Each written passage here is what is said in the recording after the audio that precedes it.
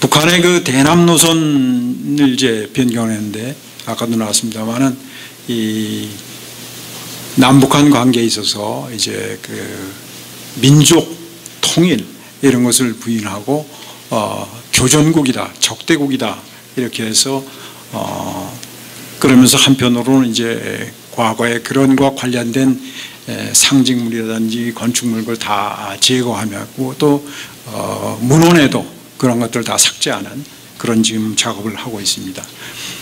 아울러서 김정은이는 이제 또 미사일 이런 무력에 대한 그런 자신감을 바탕으로 해서 영토 완정이다라는 그 용어를 계속해서 쓰고 있고 아마 이것은 이제 무력 통일에 대한 그런 것을 암시하는 그런 걸로 볼 수 있습니다. 그러나 저희 이제 일부 학자들께서 이러한 북한의 노선 변화를 김정은의 자신감의 발로로 이렇게 분석을 하는 분들이 있는 것을 제가 알고 있습니다만 저는 개인적으로는 그것보다는 오히려 북한의 그런 방어적인 그런 측면이 훨씬 강한 것이다. 또 한편으로 이러한 그 대한민국을 적국으로 또 동족이 아닌 그러한 것을 규정하는 것은 저는 이런 장마당 세대의 이런 한국에 대한 동경 또 문화 섭취 이런 것을 막기 위한 그런 적대적인 국가이기 때문에 적대적인 국가의 것을 하게 되면 그거는 국가에 대한 반역이 되는 것이고 그런 측면도 있지 않나 이렇게 생각을 합니다. 그래서 김여정이 나와서 시시때때로 이제 남한을 위협하는 우리 대한민국을 위협하는 발언을 하고 있고 군부 인사들도 그런 얘기를 하고 있습니다. 다만 이제 북한이 우리 대북방송 재개라든지 또는 민간단체에 의한 풍선 보내기에 대해서 오물풍선 등으로 또 대응을 하고 있고 여러 가지 위협하는 걸 봐서 우리가 북한이 그 하이브리드 전술에 의한 도발을 할 가능성도 항상 대비를 해야 된다 이렇게 봅니다. 그리고 이제 북한의 그런 대외 관계로서 중국과 러시아의 관계인데 지금 러시아하고는 푸틴이 뭐 방문도 하고 또 김정은도 시베리아의 우주센터도 방문하고 하면서 정상회담을 하고 또 군사적인 차원에서 또 경제 사절단도 서로 왕성하게 지금 오가며 서로 협의를 하고 있습니다. 파악되는 바로는 지금 한 컨테이너 한 10,000개 정도 분량의 그 재래식 무기 또 단거리 미사일 등을 러시아에 제공한 것으로 이렇게 보고 있고 그러한 거래는 지금도 계속되고 있다 이렇게 볼 수 있습니다. 대신 이제 러시아는 북한에 대해서 뭐 식량, 그다음 유류 이런 것들을 좀 공급을 하는 것으로 이렇게 보고 있습니다. 근데 사실은 그 푸틴으로서는 역대 여러분들이 러시아와 북한의 관계를 보시면 알겠지만 실질적으로 그 러시아로 된 이후에 주고받은 게 별로 없습니다. 그리고 러시아 입장에서 볼 때 북한이 그렇게 뭐 유용한 가치가 있는 그런 국가도 아니고 다만 지금 우크라이나 전쟁이라는 급박한 상황에서 재래식 무기가 부족하니까 그것을 공급할 수 있는 데가 공교롭게도 이제 북한이기 때문에 북한에 대해서 그런 것을 받고 이제 북한은 사실 내심 러시아로부터 이제 고도의 미사일 그런 그 기술이라든지 또는 현대식 무기에 대한 어떤 기술을 받고자 하는데 그런 것은 러시아가 제공하지 않습니다. 앞으로도 아마 그런 것은 제공하지 않을 것입니다. 그래서 결국은 이건 러시아와 북한의 관계는 러시아가 북한의 생명줄의 역할은 할 수 없다. 그래서 이런 것들은 굉장히 어떤 러시아 입장에 전술적 차원의 접근이고 전략적으로 북한을 안고 가려고 하는 것은 아니다라고 저는 봅니다. 그런데 이제 그 중국은 사실은 북한의 어떤 생명줄이다. 그런 차원에서 중국과의 관계가 굉장히 중요합니다만 김정은 김일성도 늘 북한의 입장에서 중국을 경계하는 그런 것을 늦추지 않았습니다만 김정은 씨 지금 와서 말로는 조중우호 얘기를 많이 합니다만 실제적으로 북중 관계는 상당히 좀 냉랭한 지금 상황에 있습니다. 지금 특히 이제 중국에서는 북한의 노동자들이 한 10만 정도 지금 중국에 와 있는데 빨리 귀국을 시키라고 계속 얘기를 하는데 북한은 지금 버티기로 일관하고 있습니다. 그리고 최근에 7월 달에 북중 간에 새로운 그 비자 협정이 맺어졌는데 거기 보면 외교, 공무 일반 이런 여권을 가진 사람들이 중국에 오면 30일간만 체류하게 이렇게 되어 있습니다. 사실 그럼 굉장히 아주 강력하게 체류 일정을 짧게 잡고 또 어떤 상업적인 목적이라면 다시 비자를 받도록 이렇게 해놨습니다. 그래서 북한이 거기에 대해서 엄청나게 좀 불만이 많습니다. 근데 이런 것들이 좀 해결이 안 되고 있습니다. 그래서 또 북한에 대한 그 중국의 통관이 굉장히 강화가 돼서 실질적으로 그 밀수라든지 이런 것이 어려워지고 그래서 지금 아까도 말씀드렸지만 그런 것들이 북중 간의 무역이 급격히 감소하는 그런 그 결과를 낳고 있는데 러시아로부터 식량과 유류를 좀 받는다고 하지만 사실 잘 아시다시피 북한의 돈주들은 다 중국과의 그런 밀무역이라든지 그런 교육을 통해서 돈을 버는 사람들이고 그러한 그 축적된 부를 바탕으로 이제 정치적인 세력들과의 결탁을 통해서 나름대로 계속해서 부를 축적해가는 그런 과정에 있는데 이 중국과의 무역이 틀어진다는 것은 사실 이 돈주들한테는 굉장히 부정적인 또 바람직하지 않은 그런 상황입니다. 그래서 이런 돈주들이 그렇게 되면 이제 실제적으로 돈을 버는 어떤 집단들이 바뀔 수 있고 중국의 친중적인 그런 어떤 또 러시아 쪽에 손을 대고 그래서 이런 것들이 약간의 어떤 그런 뭐랄까요 그런 어떤 사회적인 세력의 변이 이런 것도 초래할 수 있는 가능성이 있다. 중국은 사실은 뭐 공개적으로 그런 얘기가 나온 것은 제가 못 봤습니다만 사실 북한이 갈수록 이게 짐이 되는 게 특히 이게 러시아를 공개적으로 지지함으로 있어서 사실은 중국으로서는 경제적으로 굉장히 어려운 지금 상황인 것은 미국과의 유럽과의 관계가 틀어져서 더 그런데 그런 러시아를 북한이 직접적으로 이렇게 도와주고 있는 것에서 유럽에서 굉장히 거기에 대해서 지금 반발하고 있는 그런 상황입니다. 그렇기 때문에 중국은 지금 북한을 대놓고 도와주기 어려운 북한이 갈수록 더 짐이 되는 그런 상황이기 때문에 이제 그 통관도 단속을 하고 해서 그런 어떤 중국 나름의 대유럽 관계를 생각해서 북한을 좀 조이는 그런 상황이 아닌가 이렇게 보고 있습니다. 북한의 김정은은 사실은 미국 대선에 대해서 관심이 굉장히 많습니다. 그래서 대선의 결과가 어떻게 되냐에 대해 관심을 굉장히 갖고 있고 이제 그 결과에 따라서 어떻게 할지에 대해서 나름대로 여러 가지 그걸 하고 있다고 이렇게 보입니다. 그러면은 이러한 북한의 김정은 정권의 그럼 그 취약성이라는 걸 이제 잠깐 말씀드리고자 합니다. 이제 그런 그 우상화 작업이라는 것은 사실은 어떤 그 지도자가 우상화 작업을 용이하게 하기 위해서는 나름대로 뭔가 큰 성과가 있어야 되는데 핵미사일을 개발한 게 이제 김정은이 가장 내세우는 성과인데 사실은 그로 인해서 주민들의 생활은 훨씬 피폐해졌고 또 그런 엘리트들이 이제 북한이 여러 가지 각종 제재에 놓여 있기 때문에 사실은 굉장히 그 독재자한테 어려움을 가중시키는 그런 상황을 만들고 있습니다.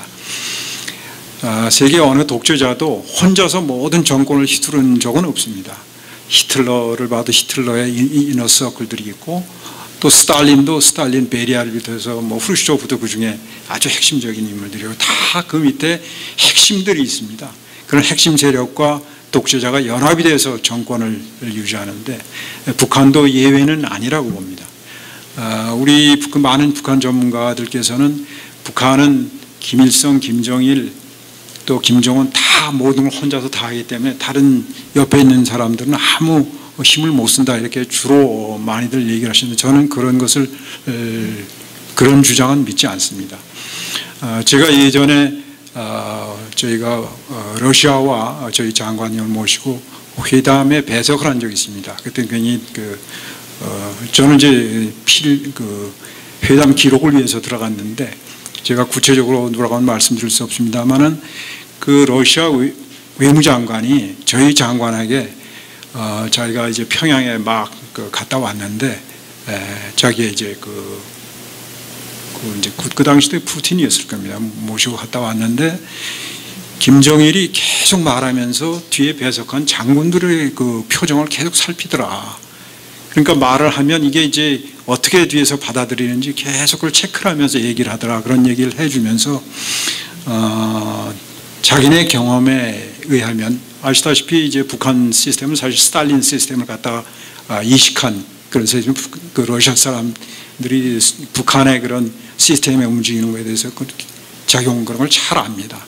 저희한테 조언이 절대로 모든 것을 한 바구니에 담지 마라.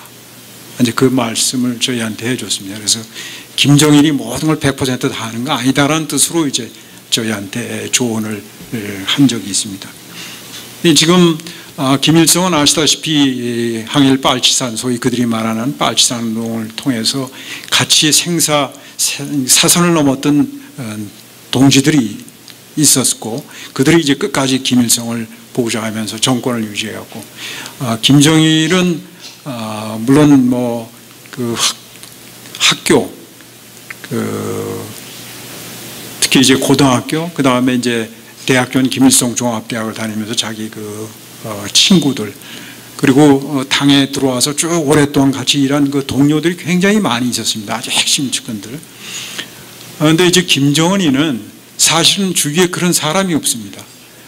김정은은 아시다시피 여러분 스위스에는 리버 뭡니까 펠트 슈타인홀츠 중고등학교인지 거기에 가서 이제 수학을 했고, 평양으로 돌아와서 어디 학교 다녔다는 거는 평양 김일성 군사종합대학교를 나왔다라는 게 있어요. 특설반을 운영을 했다. 그 어디 김일성 대학을 어디 다녔는지 모릅니다. 이 김일성 군사종합대학은 우리 이제 뭐 국방대학교 같은 그런 거거든요. 그 이제 군사 문제에 대해서 특히 거기서 뭐 포병학을 전공했다 이렇게 북한이 얘기를 하고 있습니다. 근데 저희들이 여러 가지 자료를 보면 그 김정은이가 그 군사 분야, 특히 그 포병 분야는 진짜 관심이 많고 전문적 지식이 있는 걸 알 수가 있습니다. 그래서 굉장히 그 미사일 기술이라든지 뭐 이런 것에 대해서는 아주 상세한 어떤 나름대로 지식을 가지고 있습니다만 다른 거에 대해서는 아는 게 별로 없어요. 그리고 저희들이 여러 자료를 봐도 그렇게 뭐 스마트한 것 같지는 않습니다. 어쨌든 간에 그래서 지금 사실은 김정일이 이제 자기 김정은이를 후계자로 하면서 여러 사람을 주위에 세웠지 않습니까? 그러니까 말하자면 우리 뭐 쇼군이라는 영화에서 보더라도 도요토미 히데요시가 자기 아들을 위해서 가신들을 다이묘들 옆에 세워서 잘 보좌하도록 했는데 김정일이가 그렇게 김정은을 위해서 했던 사람들이 다 지금 제거됐거든요. 김정은이가 주위에 보면 지금도 여러분 많이 보시면 남성들이 별로 없어요. 아주 측근, 전부 여성들이 주위에 있습니다. 그래서 그것도 좀 특이한 현상인데 그렇게 같이 생사고락을 할 만한 그런 어떤 동지랄까요? 그런 것이 김정은이 없습니다. 그래서 굉장히 잦은 간부 교체 그리고 이제 책임을 물어서 크게 처벌을 하고 이런 것이 빈번하기 때문에 사실 가장 중요한 것이 독재자는 그 이너서클들 그런 들과의 아주 끈끈한 관계, 서로 충성도가 굉장히 중요한데 이런 것들이 있기 위해서는 독재자는 항상 그 충성을 사야 됩니다.